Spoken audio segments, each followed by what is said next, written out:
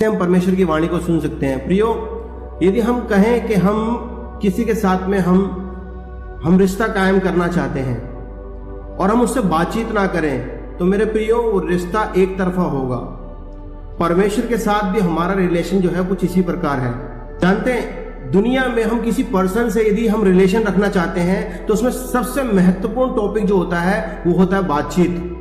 जब हम इस संसार में रहते हुए एक व्यक्ति से बातचीत करने के लिए, एक रिश्ता कायम करने के लिए हमें बातचीत की आवश्यकता है, तो परमेश्वर से जब हम रिश्ता रखना चाहते हैं तो क्या हमें परमेश्वर से बातचीत करने की आवश्यकता नहीं है? लेकिन बहुत से लोग हैं जो कहते हैं कि परमेश्वर बात नहीं करता, लेकिन बाइबल में ऐसा नहीं है। बाइबल में लिखा हुआ है कि परमेश्वर हमारी बातों को सुनता है और सुनकर उनको उत्तर देता है। यदि हम वचन से पढ़ें तो हमें पता लगता है कि परमेश्वर किस प्रकार बात करता है। एक वचन को हम पढ़ेंगे, अय्यूब 33 उसका 14-15 वाक्य कहता है कि परमेश्वर एक बार नहीं वरन 2 बार बोलता है। हालेलुया। परमेश्वर एक बार नहीं वरन 2 बार बोलता है, लेकिन दुख की बात यह है परंतु उसके लोग उस पर चित्त नहीं लगाते। मतलब कि परमेश्वर तो बात कर रहा है, लेकिन मसीह लोग, परमेश्वर की चुनी हुई प्रजा उस पर फोकस नहीं कर रही है। जानते हैं, पुराने नियम और नए नियम को यदि हम देखें तो उसमें बहुत फर्क है प्रियो, बहुत फर्क है। यदि हम पुराने समय को देखें और नए समय को देखें, पुराने नियम को पढ़ें और नए नियम को पढ़ें, तो हमें बहुत फर्क नजर आता है। बाइबल के अंदर जहां अय्यूब की पत्री ऐसा कहती है कि परमेश्वर 2 बार बोलता है और हम एक बार भी उसकी बात को सुनते नहीं है, उस पर चित्त नहीं लगाते। जानते क्यों? पुराने नियम को यदि हम पढ़ते हैं तो हम जानते हैं कि परमेश्वर का आत्मा चुने हुए लोगों के ऊपर कुछ समय के लिए उतरता था और एक विशेष काम के लिए उतरता था। जब काम पूरा हो जाता था तो परमेश्वर का आत्मा वापस लौट जाया करता था। ऐसे बहुत से उदाहरण पुराने नियम में हमको मिल जाएंगे।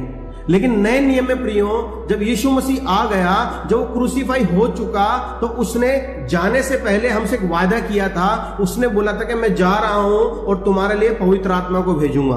उसने कहा मेरा जाना आवश्यक है, यदि मैं ना जाऊं तो वो सहायक अर्थात पवित्र आत्मा तुम तक नहीं आएगा। लेकिन जिस क्षण परमेश्वर का आत्मा हमारे पास में आया, यूहन्ना की पत्री बताती है, यूहन्ना 10 उसके 27वें पद को पढ़ते हैं तो बाइबल बताती है कि मेरी भेड़ें मेरे शब्द को सुनती हैं और उन्हें मैं जानता हूं और वो मेरे पीछे हो लेती हैं। ये फर्क था पुराने नियम में और नए नियम में। ये डिफरेंस है कि पुराने नियम में पवित्र आत्मा किसी विशेष कार्य के लिए उतरता था और वो कार्य खत्म होने के बाद में पवित्र आत्मा लौट जाया करता था।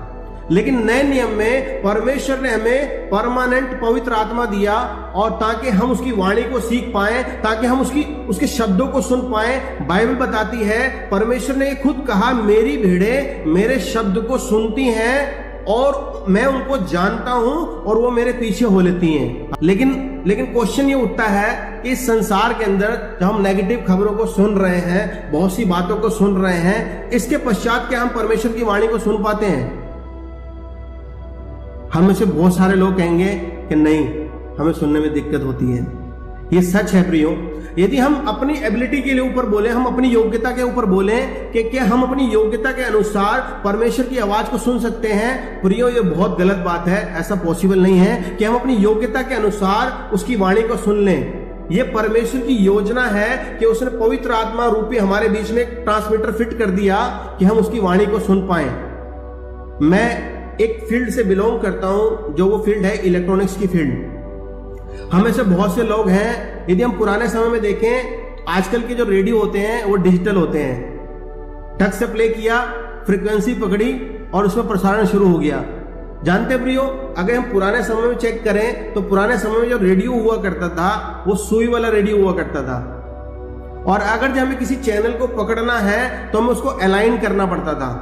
हमें उसे अलाइन करना पड़ता था उस फ्रीक्वेंसी के ऊपर, उस पर्टिकुलर फ्रीक्वेंसी के ऊपर जो फ्रीक्वेंसी प्रसारण दे रही है। इसका मीनिंग है कि परमेश्वर का प्रसारण जो है वो निरंतर चालू है। परमेश्वर हमसे निरंतर बात करने की कोशिश में लगा हुआ है, लेकिन हम क्या कर रहे हैं? हम अपने आत्मा को तैयार नहीं कर रहे हैं उससे सुनने के लिए। ये हम पर निर्भर करता है कि यदि हम अपनी योग्यता के अनुसार परमेश्वर के पास जाएं और हम कहें कि हमारे पास योग्यता है कि हम परमेश्वर की वाणी को सुन लेंगे, तो ये गलत होगा प्रियो। परमेश्वर हमसे फिजिकल कान में बात नहीं करता प्रभु के लोगों। परमेश्वर हमसे बात करता है हमारी आत्मा में। बाइबल कहती है कि परमेश्वर अपने लिए सच्चे आराधकों को ढूंढता है जो उसकी आराधना आत्मा और सच्चाई में करते हैं। परमेश्वर ऐसे आराधकों को ढूंढता है जो उसकी आराधना आत्मा और सच्चाई में करते हैं, शरीर में नहीं।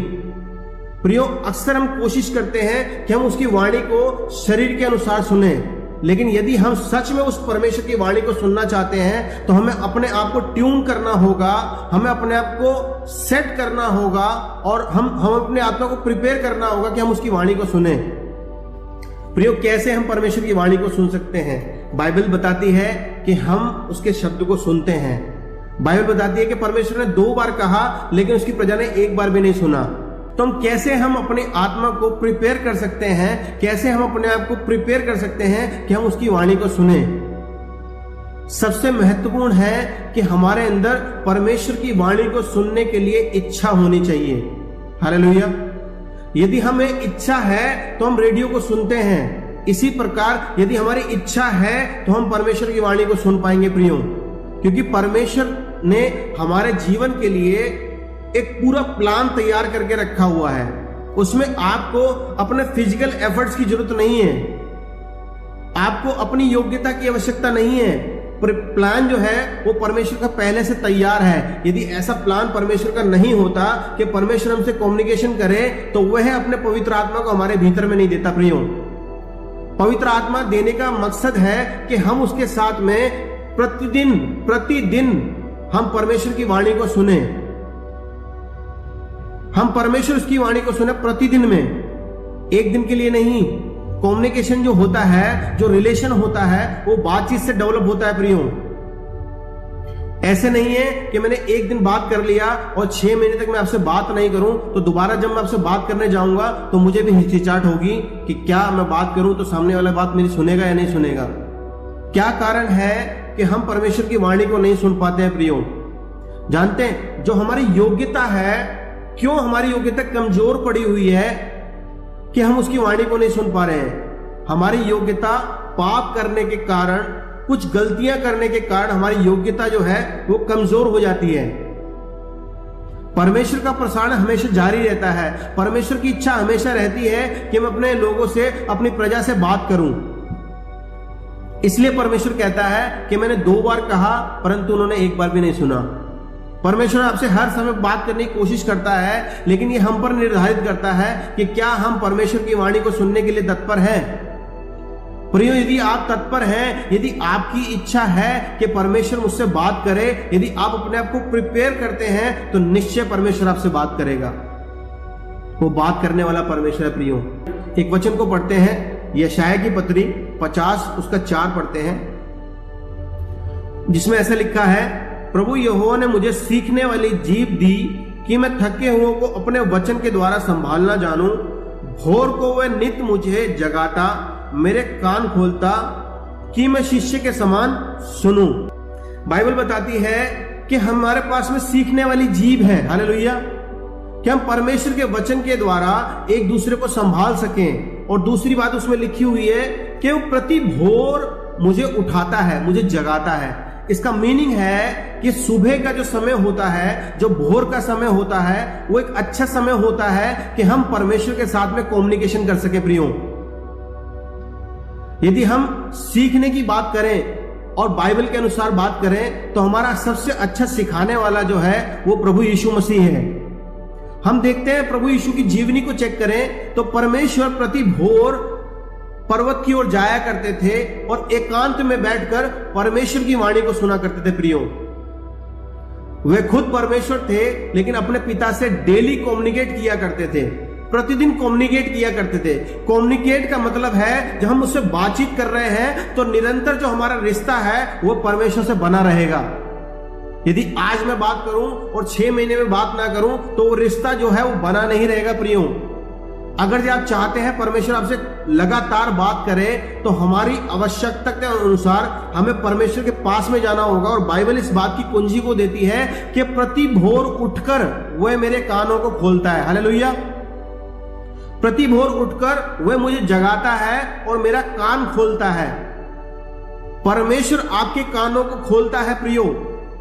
बाइबल बताती है, यशाया 50 उसका 4 बताता है कि प्रति भोर परमेश्वर हमारे कानों को खोलता है कि मैं एक शिष्य के समान सुनूं। हालेलुया। यदि हम इसके अगले वाक्य को पढ़ेंगे, यशाया 50 उसका 5 को पढ़ेंगे, 5 में मैंने कुछ खास बात को पढ़ा था, मैं आपके लिए पढ़ना चाहता हूं। 5वां वाक्य कहता है, प्रभु यहोवा ने मेरा कान खोला और मैंने विरोध ना किया और ना पीछे हटा।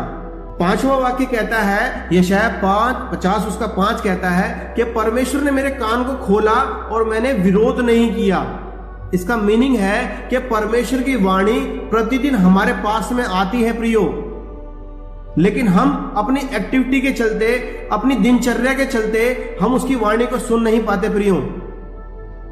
परमेश्वर प्रतिदिन आता है हमारे पास में हमारे कानों को खोलने के लिए।